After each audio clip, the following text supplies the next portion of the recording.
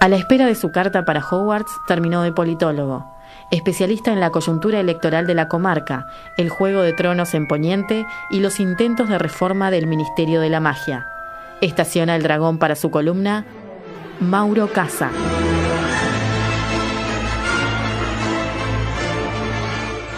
El Partido Islámico Conservador del presidente turco Recep Tayyip Erdogan triunfó contra todo pronóstico en las elecciones legislativas anticipadas del pasado domingo y volverá a tener la mayoría absoluta que había perdido 5 meses atrás. Nos referimos al Partido de la Justicia y el Desarrollo del presidente Erdogan en Turquía, que obtuvo este domingo el 49% de los sufragios y consiguió así 316 de las 550 bancas de la Cámara de Diputados, una mayoría importante. Esta mayoría Erdogan la había perdido el pasado 7 de junio en unas elecciones legislativas anteriores, una mayoría que poseía desde hacía 13 años y que solamente perdió por 5 meses, digamos, 4 meses fueron los que no la pudo detentar. Pero les voy a contar un poco sobre este proceso porque es realmente interesante. En el mes de, como les decía, en el mes de junio, desde el mes de junio, cuando Erdogan pierde su mayoría parlamentaria en Turquía, el presidente hizo todo lo posible por retrasar las negociaciones para formar una coalición de gobierno y finalmente decidió convocar a elecciones anticipadas, jugada que le salió bien a la postre porque recupera su mayoría parlamentaria.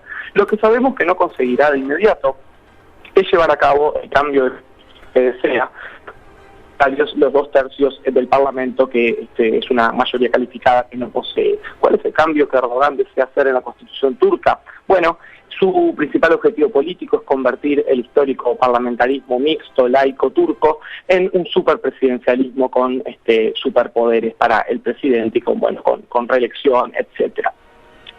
Esa fue como una sorpresa en la jornada electoral porque nadie esperaba que el presidente saldría tan bien parado de esta instancia. La otra sorpresa, o la contracara de esta moneda, fue el mal resultado que consiguió el Partido Democrático de los Pueblos, que es la oposición turca legal en Turquía. Esta oposición turca había tenido una entrada triunfal en la Cámara en el mes de junio, en esas elecciones legislativas anteriores, pero esta vez solo obtuvo un 10%. A la vez, la oposición socialdemócrata y de derecha también perdieron muchos votos en comparación con esa instancia del mes de julio. Tras el anuncio de los resultados, donde el presidente retomaba su mayoría parlamentaria absoluta, hubo enfrentamientos entre la policía y los manifestantes prokurdos. Los rivales de Erdogan intentaron sin éxito durante la campaña criticar lo que llaman un giro autoritario que ha llevado en las últimas semanas al cierre de 2 diarios y 2 cadenas de televisión de la oposición, a las que convirtió en aparatos de propaganda gubernamental. Casi ningún sondeo de encuestas había asegurado la victoria de Erdogan. Hasta aquí los hechos, ¿no? Pero me parece que vale la pena detenernos a pensar, a explicar por qué es lo que está pasando exactamente en Turquía y por qué el presidente logra esta victoria, ¿no? Un presidente por lo demás polémico y controvertido en su acción por lo que se llama este giro autoritario que ha tenido la política turca. Básicamente, podemos decir que el triunfo de Erdogan es hijo del miedo a la inestabilidad en Turquía y de una estrategia del presidente de presentarse como el hombre fuerte que podía proteger al pueblo turco. En un clima de tensión en este país, mostrado por la reanudación del conflicto entre turcos y kurdos y las amenazas del yihadismo del Estado Islámico, Erdogan se ha presentado como el único garante de la seguridad y la unidad del país. Pero volvamos al mes de julio, ¿no? Cuando Erdogan pierde su mayoría parlamentaria. Aquí se dan los hechos más interesantes, porque casualmente, entre comillas, después de perder su mayoría en manos de la oposición pro-kurda, Erdogan reanuda el conflicto armado que enfrenta desde 1984 a los rebeldes del Partido de los Trabajadores de Kurdistán, a los kurdos, y a las fuerzas del orden turcas en el sureste del país, una zona de mayoría kurda. Erdogan decide romper una frágil tregua de menos de 3 años que estaba pactada con el Partido de los Trabajadores de Kurdistán y vuelve a la violencia política en este país. En paralelo, la guerra civil que devasta Siria desde hace varios años también llega en ese mes a suelo turco y juega un papel importante en estas elecciones. Primero, porque se sucede una ataque suicida a mediados de este año y luego el atentado del pasado de octubre en Ankara, cometido por 2 miembros del grupo yihadista del Estado Islámico que dejó 102 muertos. Cabe aclarar que para el Estado Islámico tanto los kurdos como el Estado turco son objetivos legítimos de su yihad, ¿no? Ambos son enemigos para este grupo terrorista. Pero, ¿por qué le achacamos esta violencia del Estado Islámico como también parte de la estrategia de Erdogan? Porque, bueno, ya desde julio, a la vez cuando el presidente pierde su mayoría parlamentaria, no solo reanuda la violencia política con los kurdos, sino que también intensifica sus bombardeos a las bases kurdas que combaten al Estado Islámico, ¿no?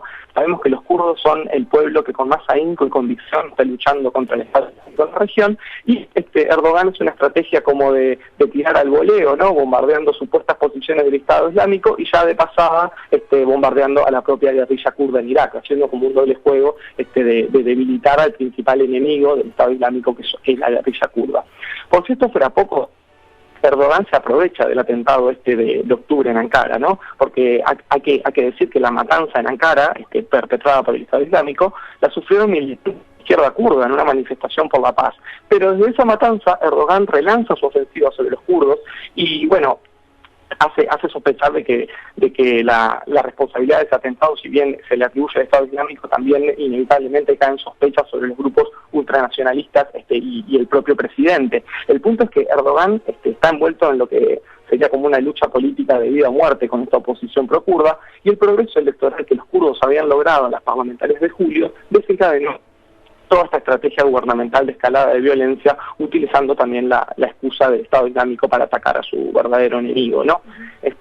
Muchos en Turquía lo acusan al presidente Erdogan de estar alimentando deliberadamente el conflicto con los grupos kurdos con el fin de asustar a los votantes para que apoyen su política de ley y orden. Y la verdad es que, a la luz de los hechos, parece que lo último que el presidente quiere en este momento es llegar a la paz con los kurdos.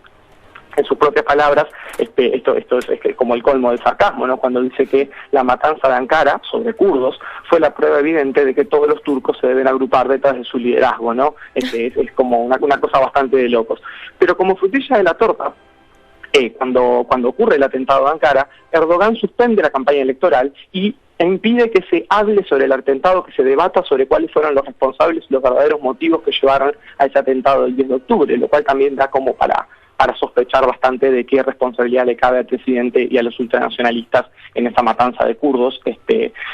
Y hay otros puntos, ¿no? que no son menos importantes, que dan la pauta de este giro autoritario en Turquía. Además del cierre de medios que ya mencionaba, más de 300 figuras públicas, personas de la intelectualidad, de distintos ámbitos, periodistas, han sido acusadas de insultar al presidente y por ello procesados por un delito que se sanciona con pena de 5 años de cárcel. 5 años de cárcel por insultar al presidente. Esto se suma a las violaciones a la libertad de prensa y de expresión y al bloqueo de Internet. Por otra parte, 240 manifestantes se enfrentan actualmente más de un año de cárcel por su participación en actos políticos opositores desde el año 2013, y como para llegar al paroxismo de lo que es el autoritarismo de este presidente, basta el ejemplo de 2 niños de 13 años que en los últimos meses de 13 años fueron condenados a 2 años de cárcel cada uno por descolgar un póster del presidente. No, durísimo. La cosa se está poniendo brava, y como a modo de ir cerrando y de reflexionar un poco sobre esta situación que se vive en Turquía, ¿no? Acabo de recordar que Turquía era la única democracia, o fue durante mucho tiempo la única democracia secular, laica, de Medio Oriente desde los tiempos de la Revolución de los años 20, y podemos decir que este modelo de democracia es semiparlamentarista, hoy en día se ha convertido en una democracia fuertemente plebiscitaria, donde si el presidente no gana con el porcentaje que quiere, manda a repetir las elecciones, hace una campaña de terror y ataca militarmente y con cárcel a sus opositores, ¿no? Es como una terrible elección de historia, si se quiere, ¿no? Esta idea de que la democracia pareciera que en ningún lado nunca está del todo asegurada, ¿no? Y que actualmente parte de los riesgos que sufre la democracia, además de los tradicionales golpes militares o de gobiernos títeres de potencias extranjeras, es que dirigentes democráticamente electos acumulen poder y cambien las reglas del juego para permanecer debilitando todo tipo de oposición, ¿no? En síntesis, para ir redondeando la idea de esta columna, que me parece como fundamental que quede claro este hecho, ¿no? Que un presidente que pierde su mayoría parlamentaria en julio, falla en la conformación de un gobierno por sí mismo, vuelve a llamar a elecciones, esta vez bajo el manto del terror, y este presidente está dispuesto a atizar la guerra civil, la guerra con sus propios conciudadanos kurdos, para aterrizar a la población y presentarse como el salvador de la unidad de la nación. Por otra parte, es lamentable el rol que ha jugado en esto la Unión Europea, ¿no? Digamos que Turquía es un país fuertemente alineado con los intereses de la Unión Europea y de los Estados Unidos. Durante mucho tiempo fue uno de los diques de contención en plena Guerra Fría contra el mundo socialista y luego contra lo que es el radicalismo islámico. Pero el rol de la Unión Europea, digo que fue lamentable porque días antes de la elección se supo que la Comisión de la Unión Europea tenía un informe de derechos humanos muy crítico hacia el gobierno de Erdogan, el cual decidieron no publicar para no molestar al presidente antes de que se sometiera a los comicios. Un guiño gigante. Enorme. Y a su vez la semana previa a las elecciones, la propia Angela Merkel visitó a Erdogan en una clara muestra de apoyo político y se mostró con él en todos lados, ¿no? Y acá en Londres, mis colegas turcas, unas cuantas que tengo en la universidad, me preguntan con lágrimas en los ojos si la visita del presidente Mujica tiene... Ahí va, iba a preguntarte cuán determinante había sido la visita del Pepe en las elecciones. A mí la verdad que me llenó como de vergüenza, ¿no? Porque digamos que Mujica me cuentan y la verdad que se nota, ¿no? Por los comentarios de los colegas turcos, que Mujica es un personaje tremendamente admirado en Turquía, ¿no? Es terriblemente admirado. Y los demócratas de ese país lo ven como un símbolo de todo lo que no es su presidente, ¿no? Por lo tanto, el hecho de que justo el Pepe decidiera visitar Turquía a pocos días de la elección, fue tomado como una señal contradictoria por parte de sus admiradores de no saber para qué estaba ahí Mujica si estaba para apoyar a Erdogan, ¿no? Cuesta creer que el expresidente Mujica haya hecho esta gira por este país ciego a toda esta tenebrosa situación política, pero bueno, conociendo a Mujica creo que es lo más probable que no haya tenido ni idea de a dónde lo estaban llevando. Fue a buscar cámara, digamos. Si fue así, la verdad que fue muy poco feliz. Ya está hecho una vedeta argentina, pasa por donde haya cámaras, se lo va tratando de llamar la atención.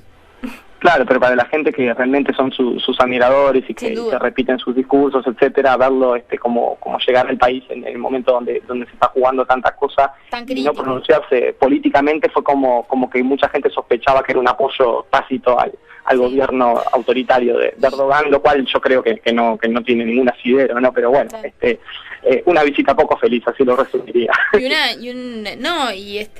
Algo que aparte hemos charlado, te digo la otra, en algunas oportunidades anteriores, ahora una situación álgida de un proceso que se venía gestando, ¿verdad? No es que el Pepe cae en paracaídas a una situación que recientemente se estaba dando, sino que, bueno, ha sido un proceso que se ha venido dando en los últimos años, el creciente autoritarismo de Erdogan y su necesidad e intencionalidad de querer mantenerse en el poder a como da lugar. Sí, también de tratar de islamizar a una sociedad tradicionalmente de un islamismo esperado, ¿no? Tratar de romper con el secularismo de un siglo, y en ese sentido la estrategia de caldear mucho el ambiente con los kurdos y a la vez utilizar la guerra contra el Estado Islámico para atacar objetivos kurdos, es como una estrategia bastante muy condenable, ¿no? En el sentido de poder generar terror y presentarse como el salvador de la nación, y bueno, y a la postre le dio resultado, ¿no? Logró recuperar sus mayorías parlamentarias y planea mantenerse en el poder al menos hasta 2023, según él mismo ha manifestado.